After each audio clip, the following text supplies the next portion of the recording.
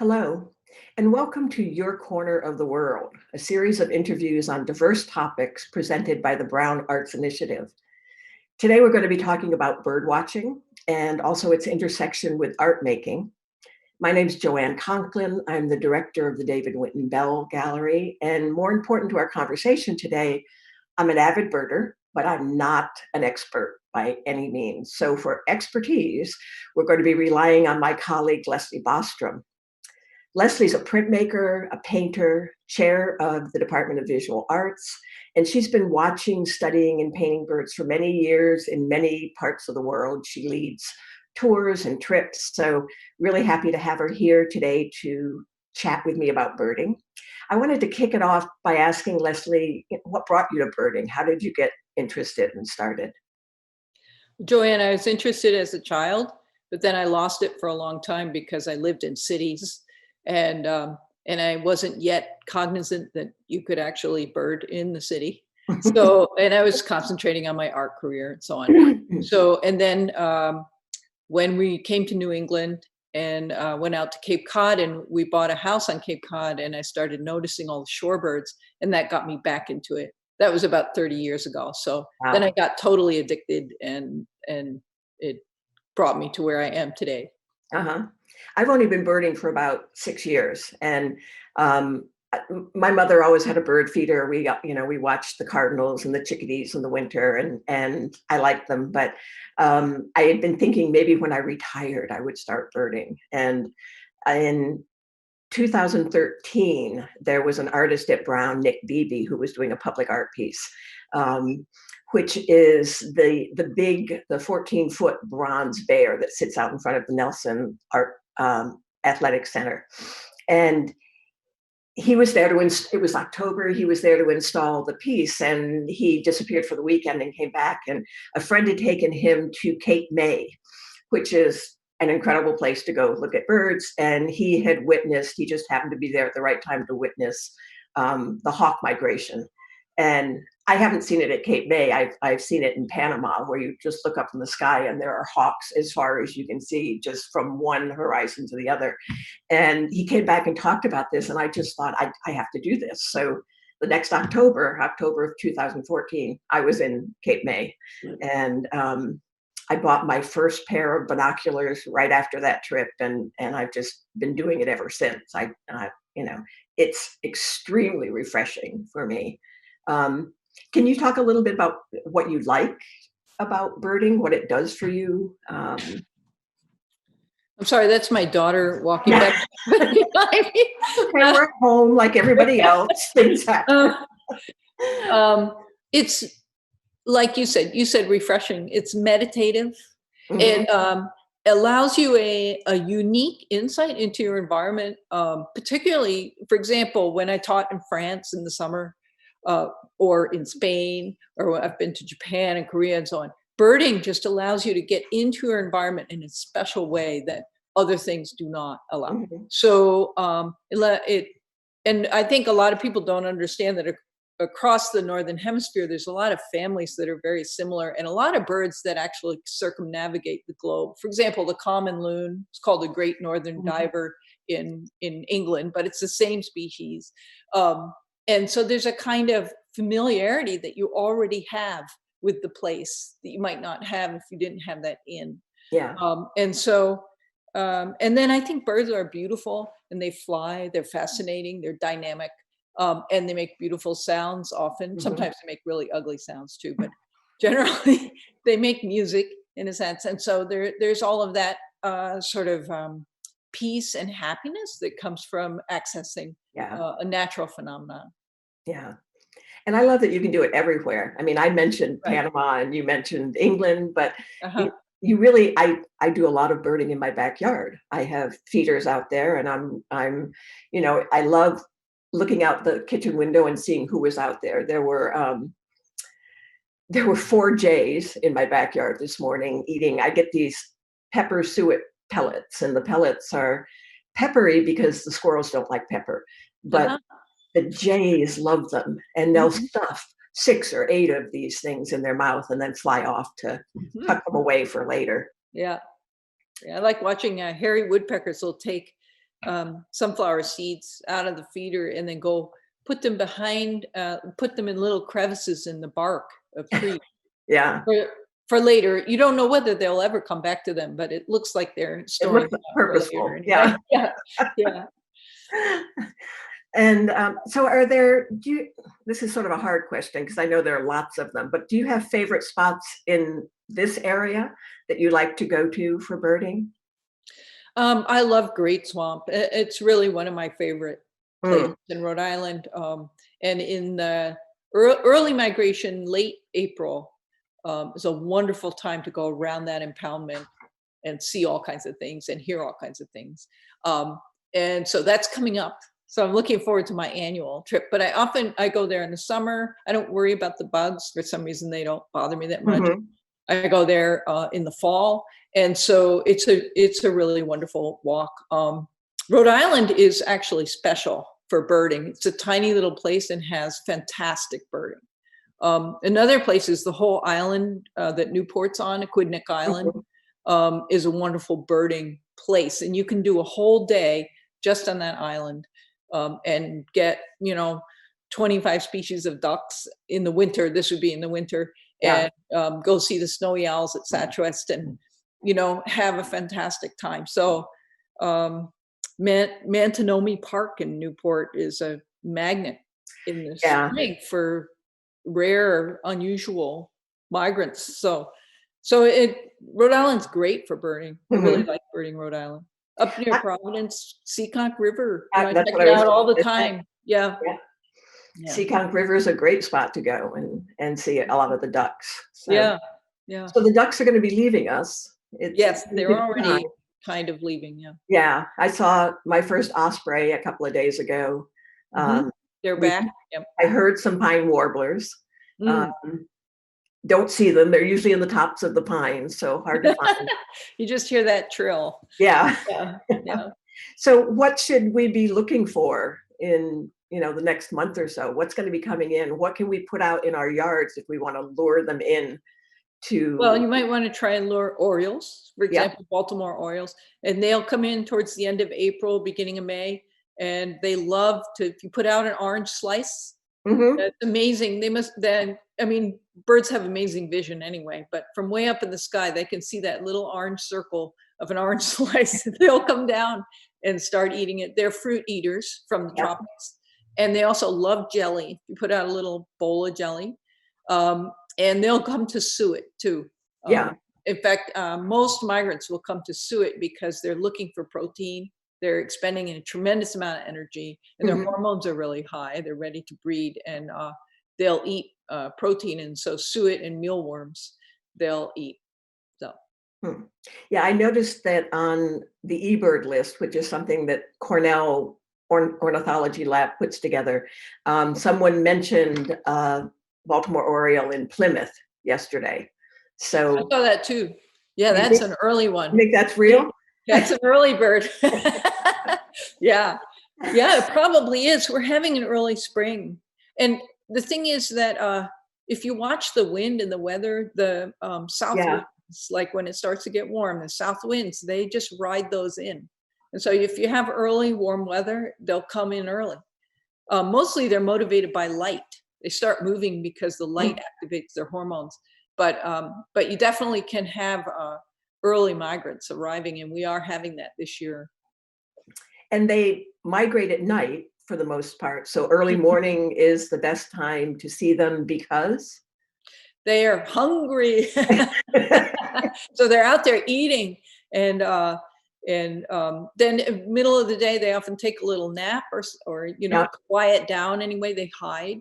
And then at night, they're ready to take off again, unless they're staying around to breed. Like the orioles breed here in Providence, and they breed at Swamp Point Cemetery. They like really tall trees, and we have some, and so they'll stay around. But a lot of warblers and so on are moving on to the boreal forest. Yeah. When do you put something out for hummingbirds? I'd say I'm surprised I haven't seen one yet, because they are very aggressive little, species like pop in here. But definitely by mid-April, I would especially this year, I think they're going to be early. Again, they're definitely here by May 1st. They would definitely come in the last 2 weeks of April. Mhm. So. Yeah, I haven't had much luck getting them to come to feeders in my yard. I live right in Providence, but they do come to the plants I have on my back deck. So I'll see one or two a year in my backyard, but some people get them constantly, which is very neat. Yeah, yeah. I have a friend in the Adirondacks who puts out his feeders on May 1st, and they're already all there waiting. Oh my God. For them. So that's up in the North Woods. So they're here, they're coming. Yeah. And, so I wanted to talk a little bit about your painting, your artwork also, because you paint and draw a lot of birds. And so how do you see that connection to your other hobby and your profession? I think it was many, many years ago now. I thought, well, I'm so interested in birds. I spend so much time in the field, and I'm looking at them all the time. So why don't I start painting them too? Mm-hmm. But I didn't want to do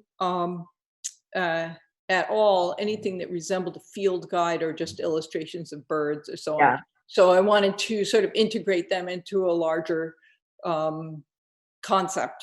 I started with that bird disaster series. So we were talking about that before, but it was a series of very large paintings of bad things happening to birds. And it was kind of an operatic exercise. These pieces were very operatic. Some of them were preachy. Some of them were funny. You know, some of the things happening were funny. Some of them were definitely allegorical or metaphorical. And then at a certain point, I got tired of that sort of direct narrative, a narrative. And I decided to just paint flowers and birds, but in urban settings or always with the human element, because the whole idea was that that people are a part of nature also, and it's really important that we recognize that. So that was where the current series, which I'm just call Monster Flowers actually, but also involve birds in most of the paintings, is what I'm doing now. Is the painting behind you from the Monster Flower series? Yeah, that's from the Monster Flowers. That a little bit? But that's a painted redstart. That's actually from a photograph that my friend Mim, who's a birder friend of mine, took in Arizona, going out of the top of the picture. But there's like flowers there in the bottom of the picture. So yeah, and I mean, I'm a painter and I love paint. I love the beauty of paint and just the beauty of the kind of color you can get with oil paint. And so that's all in there too. I mean, I'm definitely a sensualist when it comes to painting. Why don't you show us the ones that you have in the PowerPoint? Maybe we can switch over to that. And we'll talk over them a little bit. My screen. So one of the most obvious thing to me was that there were always signs of humans in these images. So this is a great one to start, because here we have this thrush that's obviously, it's not a natural history image, but very recognizable as a thrush. And in the woods, which I thought was sort of more unusual for your paintings, because I just think of them as being more in urban settings, sort of suburban settings even. But we have the yellow glove here. It's like a work glove. Like I was thinking of it as, like a lumberman's glove that was left behind. So again, this human presence, right? So somebody out chopping down the trees. Yeah. Although the one behind him is obviously fell down or rotted out. This is the background is from a picture. What I like to do is I take pictures, then I usually draw from them, or if I print them out to use them, I print them out in black and white, so the color's not affected by the photographic color, and then use the forms from the pictures. So this is from a picture in the Adirondacks, and then the bird, of course, was inserted in there. I often make a collage first, and then I work from the collage to the big painting. This painting's 90 inches wide, so 90 by 72. Pretty spectacular. Yeah. At that size. Yeah. Here, let me go to a new one. Yeah. Uh-oh. Uh-oh. Uh-oh, meaning it's not like. It's not advancing. It's not advancing. Okay, let me stop the share for a minute. Keep talking. Okay. And I'll figure out how to advance it. It might be, let me go to this. So I think the next one, I don't know how much you can talk while you're trying to figure that out, but the next image when we looked at it the other day has a lot of, it's a bird in the foreground looking up and a lot of planes in the sky, sort of fighter planes that could be birds, but could be planes. Okay, let me go here. Yeah, let's see if we can get there. Okay, so let's go to this again and see. Yeah. There you go. So there are the bombers going up. There they are. Yep. Yeah, in the back. And but this is a totally urbanized, and there's a little person here too. And this is a watercolor. I assume it's small. Yeah, it's a watercolor. It's about 40 inches by 40 inches. So it's part of a series of watercolors I showed in Korea a couple of years ago, called Uncanny Morning. And I was trying to work with the idea of the uncanny, meaning the uncanny in Freud's sense of things that are totally familiar, giving you a strange and anxious feeling. So that's right. But part of the way of doing that is to just put all these elements together in this picture. Again, it's a collage, right? And so, putting these bombers in, putting these, all the trucks, the highways, and of course the crow. And crows a lot of people don't like crows. They're not the most beautiful or friendly of birds, but they are among the most smart and interesting of birds. So that's why I put him in. Yeah. And also they're a really urban bird. I mean, they're scavengers and they're adapted to everywhere, just like humans. They're very human in that way. And the videos online of birds playing, of crows playing, are always really amazing. There's one that I remember of a crow on a snowy rooftop, and he's just got a piece of board, and he steps on it and slides down, and then he picks it up and goes back up to the top and puts it down and slides again. And there's no doubting that he is playing. He's having a good time. Yeah. And they use toys. They use tools to get like sticks and so on, to get like ants and things they want to eat out of things. They're amazing birds. They really are. And so are ravens. The corvid family is probably among the smartest bird family. I guess parrots are really smart. But And watching the behaviors is one of my favorite things in birding. I mean, even now, when I was out yesterday, the turkeys are in full fledged, looking like Thanksgiving turkeys.